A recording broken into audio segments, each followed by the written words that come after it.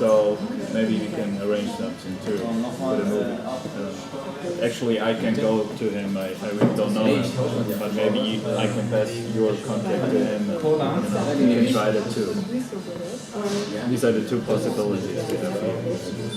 Und Bix? Yeah. Anyway, this guy, like Einstein, addresses the UN.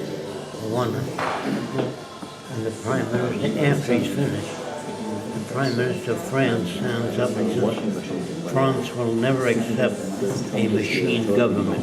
The whole UN is lost. And he's wiped out. It would be nice to He ask expected you. that. I think it was on the radio. But he invites the Prime Minister of France to come up to the podium. That's where he speaks. And he says, will you take your jacket off and your tie and your shirt? The guy says, I'll do anything you ask. We like what you've done for the world, but we don't like your machine government. So he does take his shirt off, and the guy that looks like Einstein says, what's that scar you have there? He says, I have a pacemaker. Machine? He says, how did you live when your heart gave out? There was a respiratory. And these guys are afraid of machine government. So there's a lot of mumbling in the UN, and it shows the first city going up. Okay, that's a cool concept, yeah. You know what I mean? Because people don't know what machines do. Yeah. If you turn off Boulder Dam in California, if you turn it off, all the refrigerators spoil food from LA to San Francisco. Yeah. All the trolley cars stop, all the lights go out. People don't know how much they depend on machines. Traffic lights, huh? Everything goes out. All electrification. Yeah. That's in the movie. But we have to tell people how much. Like a woman said to me, there's too many machines in the world today. I said, you really believe that? She said, yes. I'm coming in the morning to take your electric lights, your washing machine, your refrigerator, your electric range. She said, oh no, you're not. You have to remind people that everything that they have, airplanes, motorboats, all machines. Yeah, they wouldn't go back to the caves. No. Then you'll have to pull boats along the river. Slavery. They don't know. People born in this world, they take it for granted. Yeah, that's true. So, Jacque, question. yes. You know, in this society, the people would actually give up all the power to the government, right? No. No, in No. our system. You mean in our system? No, I mean the production. Everything is free access, right? It's yours. Everything is free access. It's a space economy. So whoever is controlling the machines or who's ever programming the machines. The machines are built differently. It shows in the movie a big machine moving forward. And it inserts apartments in the buildings, like that. Like that. So a little boy runs away from mother, like 4 years old, and he falls in front of this machine. It's gigantic. And in practice, it's shown in the movie coming toward the kid, and he's sitting there grinning. Then the machine stops and scans the kid. Yeah. And it announces within a mile. Yeah. Little Billy James fell in front of the machine. Come and pick him up.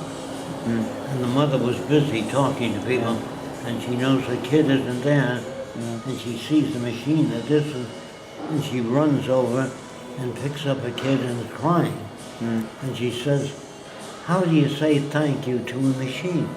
Because it scans a kid. See, today machines are dumb. One automobile will hit another, but in the future they have safety scanners. So when you're 40 feet away, it stops. You can still do it, yeah. You can do it now. How does the machine know that the name of this boy is Billy Kid? Because every kid in the future wears a ring or earrings or a necklace which tells the machine who they are. Like if you're in an accident, you've got that thing on your ear. Right now it's a nothing thing. In the future, if you're hit by a car and you're brought in the hospital, that gadget releases all your records. You don't have to ask you how old you are, how long have you had that pain, where was the accident, all that bullshit. But therefore, the machine is able to control. The machine doesn't control. Identify. It scans. Let me tell you, if a machine, that type of machine is put in an airplane, if you're coming in for a landing and the landing gear doesn't come down, the fuel is blown out by the machine. Because most people are not killed in airplane crashes. They're killed by fire of the fuel touching the hot engine. So if you're coming in, if the landing gear doesn't come down, that blows the fuel out, not the pilot. They're afraid of who controls the machines. I'm telling you. When the landing gear doesn't come down, it blows the fuel. But if it's coming in for landing and it does land all right, and the brakes fail, that airplane can plow into people. When the brakes fail, the arresting gear comes up. That means a net. On aircraft carriers, if a plane is going to overshoot the aircraft carrier, a net comes up to stop it from falling off. So nobody controls it, the events control it. Okay, so in every machine There is intelligence. In other words, when I was a kid, an elevator door would close on a guy and take him up. Today, if it touches you, it moves away. You don't have to tell it to move away.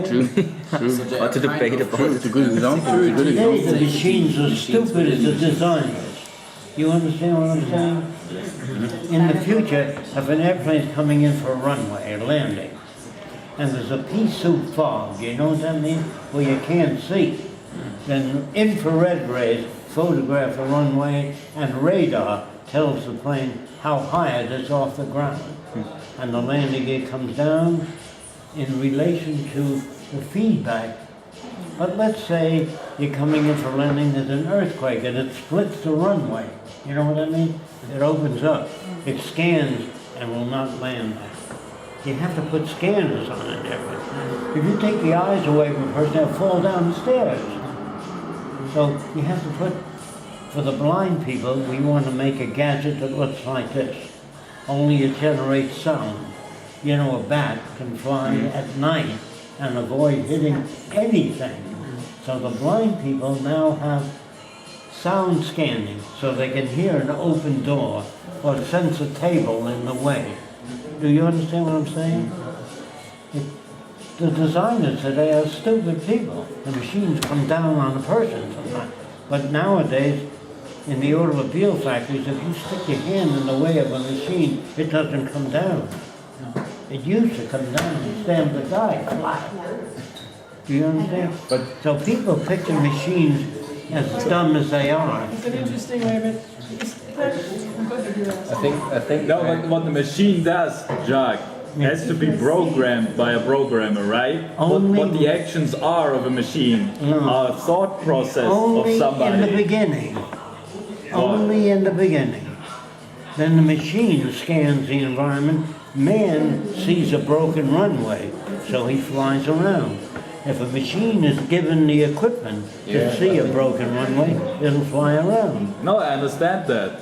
But the action a machine does, actually. The action a person does is trained also. That's a broken runway. You can't land that. You are deeply in the You have to train misunderstanding. people. They're afraid of the science fiction scenario of the programmers getting in there and programming the machines to act against people, right? That's what you got today. Machine guns. Yeah, the system requires absolutely righteous programming of a programmer. Every machine must be righteous programmed. That's why you have to change the Will society they first. do the right programming? Is that your question? Yeah, If they don't, they will die. A humane programming for the You have to machine. change the If you society first. understand the Venus Project, if you don't do that, you're going to kill yourself. You're going to kill other people. If you do something which is not good for the others, it hits you back. So you have the magnetic field around, And once